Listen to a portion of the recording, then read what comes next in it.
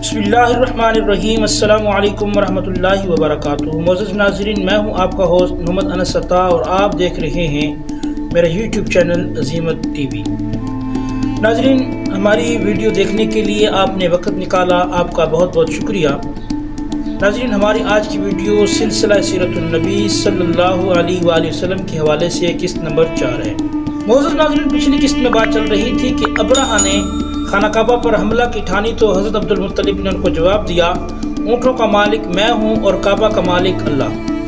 پھر اونٹ مجھے واپس کرو، جہاں تک ہے بات کعبے کی، کعبے کا مالک جانے اور تم جانو، لہٰذا مجھے اس سے کوئی سروکار نہیں، مجھے اپنے اونٹ واپس چاہیے۔ ناظرین، اب چلتے ہیں اس سے آگے کیا ہوا۔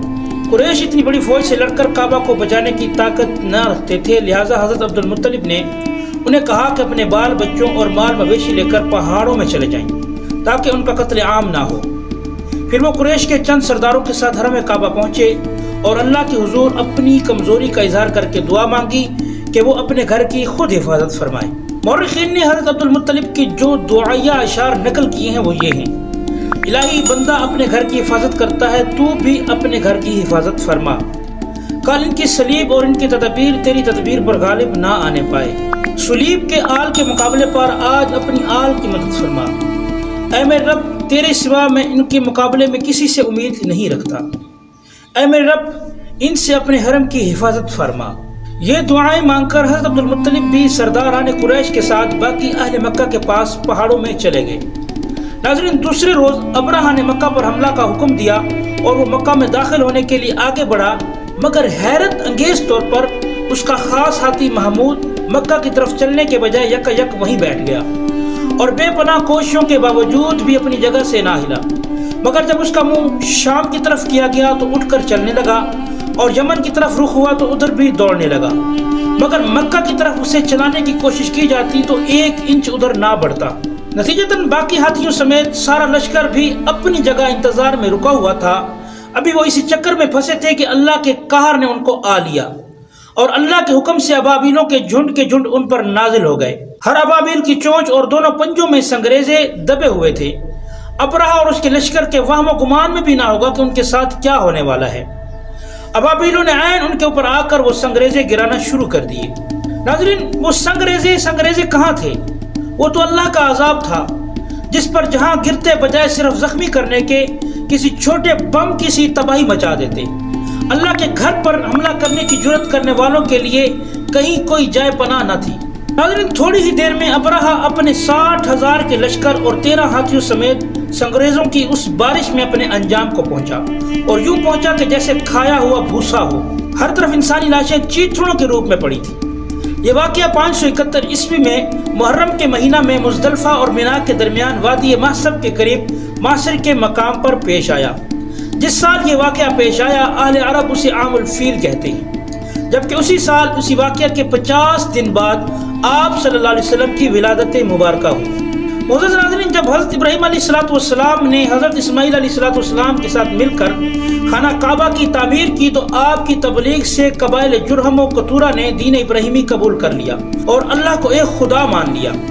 حضرت ابراہیم علیہ السلام کے بعد حضرت اسماعیل علیہ السلام کے اثر سے بعد میں مکہ میں آباد ہونے والے بھی دین حنیف یعنی حضرت ابراہیم علیہ السلام کا دین قبول کرتے رہے۔ تب آل اسماعیل سمیت تمام قبائل مکہ صرف ایک واحد خدا کی عبادت کے قائل تھے اور خانہ کعبہ کا تقدس پوری طرح سے قائم تھا۔ لیکن جب حضرت اسماعیل علیہ السلام کی وفات کے بعد پھر کوئی نبی اہل مکہ کی رہنمائی کے لیے مبعوث نہ ہوئے تو آہستہ آہستہ ان میں شرک و گمراہی پھیلنے لگی۔ ناظرین، جب مکہ پر قبیلہ ایاد اور بنو خزاعہ یکے بعد دیگر حملہ آور ہوئے تو بنو اسماعیل کے کئی قبائل کو مکہ چھوڑنا بھی پڑا۔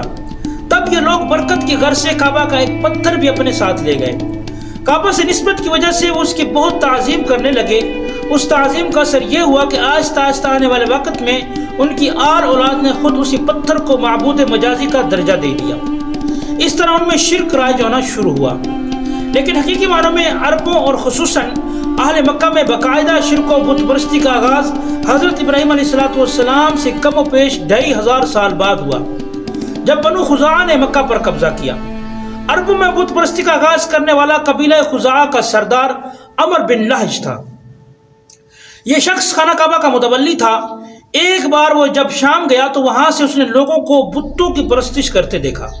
ناظرین، وہاں پر جن بتوں کی پوجا کی جا رہی تھی وہ کل 5 بت تھے، جن کے نام یہ ہیں: ود، یغوث، سواع، یعوق اور نصر۔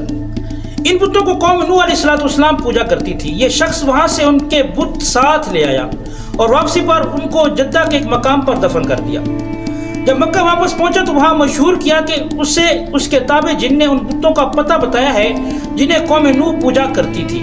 پھر وہ اہل مکہ کو جو پہلے ہی شرک و بت پرستی کی طرف راغب ہو چکے تھے ساتھ لے کر جدہ پہنچا اور وہاں سے وہ بت زمین کھود کر نکال لیے اور انہیں مکہ لا کر خانہ کعبہ میں رکھ دیا، جہاں تعظیم کے نام پر ان بتوں کی عبادت شروع ہو گئی اور ان بتوں کو مختلف خدائی صفات کا مالک تصور کیا جانے لگا۔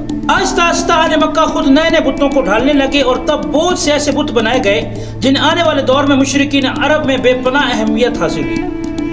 چونکہ کعبہ کی وجہ سے مکہ پورے جزیرہ نما عرب کا مرکز تھا، تو جب باہر سے مختلف قبائل کے لوگ حج کے دنوں میں مکہ آتے تو وہاں ان بتوں کی پرستش ہوتے دیکھ کر واپسی پر ان بتوں کی شبیہیں بنوا کر ساتھ لے جاتے اور اپنے علاقے میں ان کو نصب کر کے ان کی پوجا شروع کر دیتے۔ ناظرین، اس سے آگے قسط نمبر 5 میں بیان کیا جائے گا۔ ہمارے ساتھ جڑے رہنے کے لیے بہت شکریہ۔ ناظرین، ویڈیو کو لائک کر دیں، شیئر کر دیں اور کمنٹ سیکشن کے اندر اپنی قیمتی رائے کا اظہار ضرور کریں، اور نئے آنے والے ناظرین سے گزارش ہے کہ چینل کو سبسکرائب کر دیں اور ساتھ گھنٹی کے نشان کو بھی دبا دیں تاکہ ہماری ہر نئی آنے والی ویڈیو کا نوٹیفیکیشن آپ کو بر وقت ملتا رہے۔